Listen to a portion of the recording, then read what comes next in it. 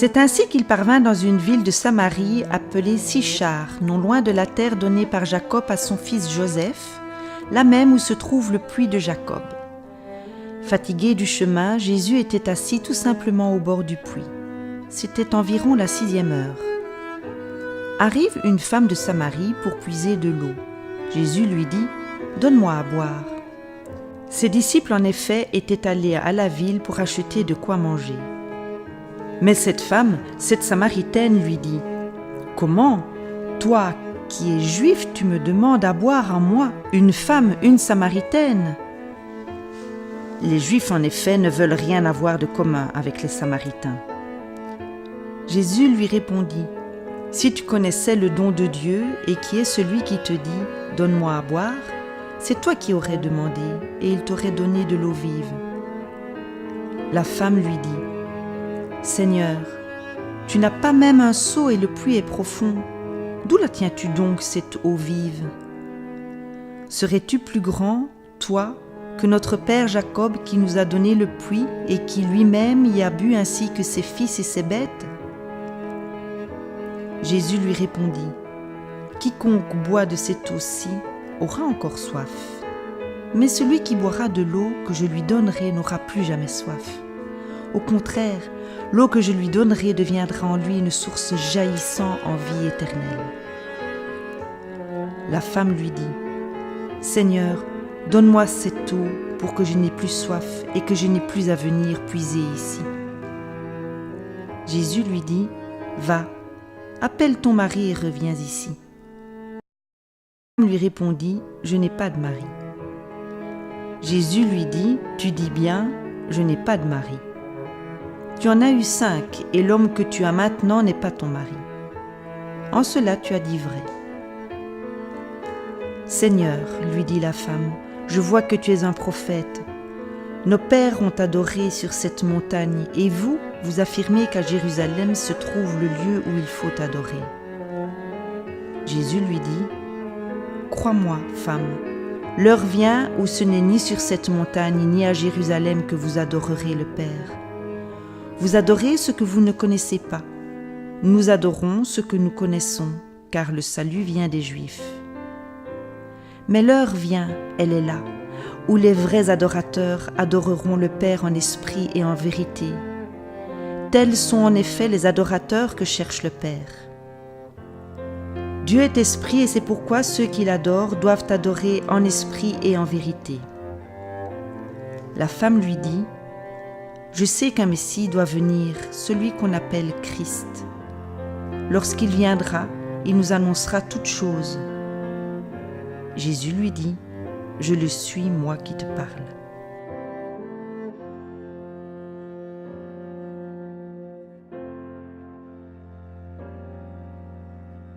Le chapitre 4 de l'évangile de Jean s'ouvre sur un dialogue à rebondissement entre Jésus et une femme samaritaine. Un dialogue dont la caractéristique notoire est d'être tissé de malentendus.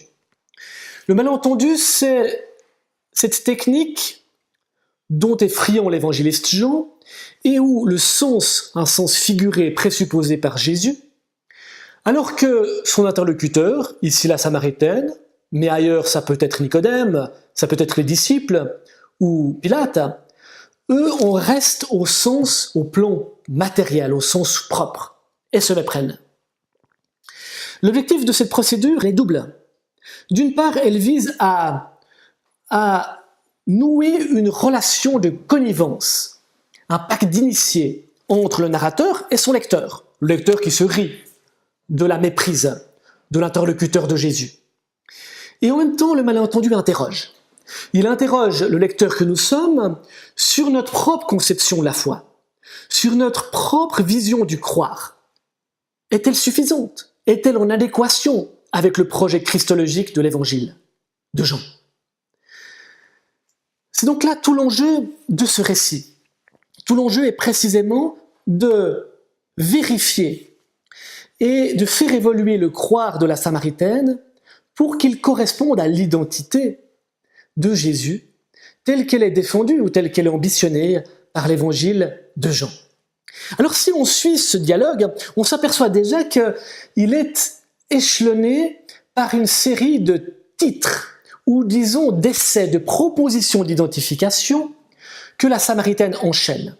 Au verset 9, elle commence par désigner Jésus comme un juif. Toi, un juif, tu me demandes à boire à moi, une femme samaritaine. Jésus, c'est tout d'abord l'ennemi, le frère ennemi, celui qui appartient à cette autre confrérie religieuse dont les Samaritains sont exclus, pour différentes raisons sur lesquelles nous reviendrons. Ce parcours ou cette découverte étagée de l'identité de Jésus se prolonge. Au verset 11, avec le terme de kurios qu'utilise la Samaritaine pour apostropher Jésus. Kurios, ça peut être dans son sens profane, monsieur. Mais ça peut être aussi un titre christologique. Jésus serait donc ici qualifié de Seigneur. On voit que malgré l'ambivalence, la progressive identification de Jésus s'approfondit. Elle s'approfondit et se prolonge. Elle se prolonge au verset 12. En effet, la Samaritaine de poser la question, teintée d'ironie, « Serais-tu toi plus grand que notre père Jacob ?» L'identité de Jésus est ici mise en balance avec une figure qui n'est pas n'importe qui pour un Samaritain. Jacob, c'est l'ancêtre revendiqué des Samaritains. À ceci, la Samaritaine enchaîne en désignant Jésus, au verset 19, comme un prophète. Je vois que tu es un prophète.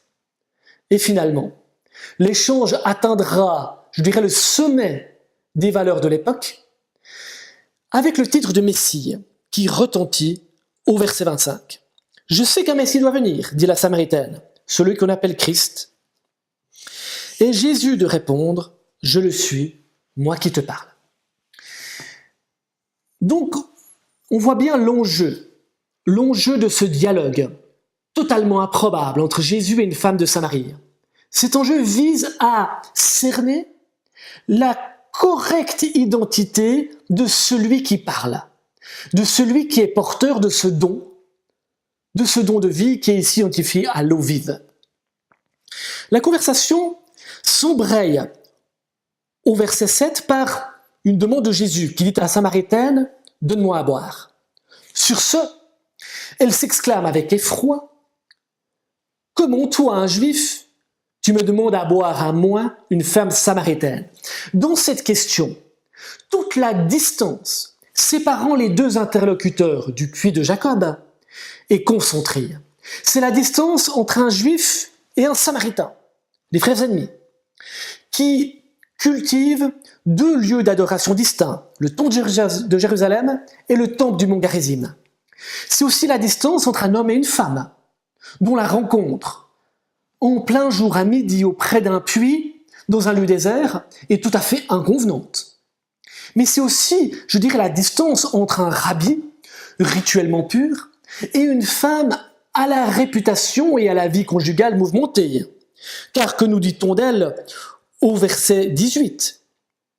C'est une femme qui a eu jusqu'à présent 5 maris, ce qui n'est peut-être pas la moralité conjugale par excellence. À ce cri du cœur de la Samaritaine qui constate toute la distance qui la sépare de Jésus, Jésus recadre le débat en déplaçant l'objet du dialogue. Il lui dit, si tu connaissais le don de Dieu, et qui est celui qui te dit « donne-moi à boire », c'est toi qui aurais demandé, et il t'aurait donné de l'eau vive. Non seulement Jésus, qui était jusqu'ici posé en situation d'attente, en attente d'eau, de l'eau du puits, va quelque part opérer un retournement. Ce n'est pas lui qui est en position d'attente, c'est bien la Samaritaine. La Samaritaine dont l'existence est traversée par une série de manques, dont l'existence ressemble en fait à un désert en plein midi, pour laquelle il n'y a pas d'oasis qui viendrait étancher son manque et sa soif. Jésus donc opère un recadrage, mais il pointe du doigt sur ce qui est en jeu dans cette découverte, dans cette évolution de la foi. Ce qui est en jeu, c'est bien l'identité de celui qui parle. Qui est celui qui te dit « donne-moi à boire ». Voilà la question. Voilà la question qui va être l'objet de l'échange, l'objet de l'entretien, de ce dialogue entre Jésus et la Samaritaine. Le premier passage est néanmoins malaisé, puisque, à la déclaration de Jésus, la Samaritaine se fourvoie. Elle répond en effet « Seigneur, tu n'as même pas un seau, et le puits est profond. D'où la tiens-tu donc cette eau vive ?» C'est là le premier malentendu du dialogue. À Jésus, qui évoque une eau vive, une eau qui est ici métaphore du don spirituel dont il est porteur, la Samaritaine ne perçoit que l'eau dans sa dimension, dans sa formule chimique, H2O.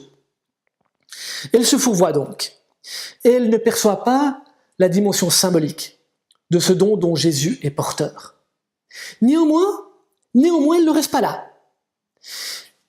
Elle enchaîne par une seconde question. Serais-tu plus grand, toi, que notre père Jacob, qui nous a donné le puits? Elle perçoit bien que derrière le don, dont son mystérieux interlocuteur est porteur, se dévoile une identité qui vaut la peine de décrypter. Et elle commence par comparer cette identité avec ce dont elle est familière, la figure de Jacob, patriarche de l'histoire du salut, figure éminente de la tradition samaritaine. La Samaritaine s'agrippe à sa propre tradition religieuse. Seul Jacob, l'ancêtre de sa foi, est à même de lui apporter la vie. Sur ce, Jésus persiste ses signes et rétorque « Quiconque boit de cette eau aura encore soif.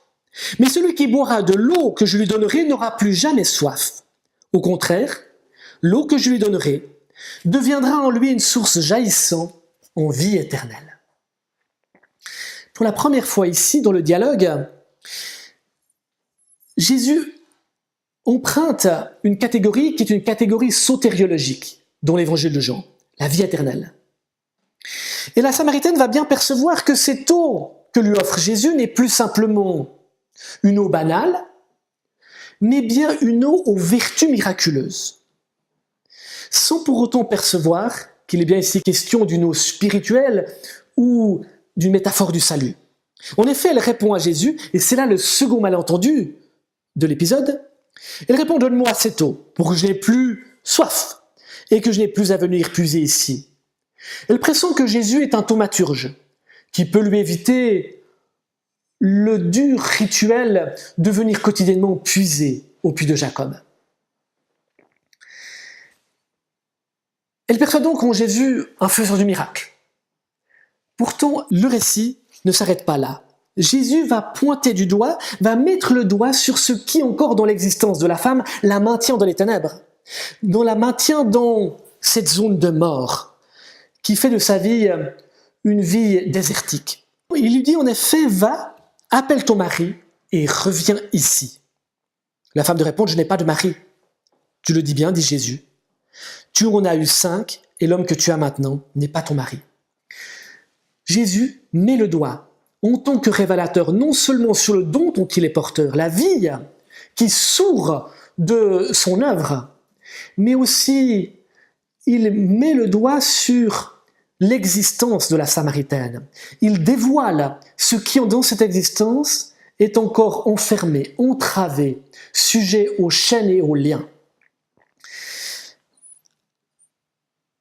Le dialogue se poursuit et la progressive découverte de l'identité de Jésus et la prise de conscience des ténèbres de la Samaritaine va aller encore en s'accentuant. En effet, un petit échange va avoir lieu sur l'authentique lieu d'adoration, Jérusalem ou le Gérizim, et Jésus de supplanter cette discussion en affirmant l'heure vient, où les vrais adorateurs adoreront le Père en esprit et en vérité. Dans le moment et dans l'élévation sur la croix, effectivement, l'ostracisme religieux qui était pratiqué par les Juifs du Temple à l'encontre des Samaritains n'aura plus cours. On le voit que tout ce dialogue est caractéristique d'un parcours de foi qui se propose de recomposer la foi de la Samaritaine, en vue de la faire passer d'un croire enlisé dans la matérialité, d'un croire entravé par tout ce qui l'enchaîne dans son quotidien et la maintient dans les ténèbres, pour la faire passer à la lumière dont est porteur le révélateur, dont est porteur la figure christologique dans l'évangile de Jean.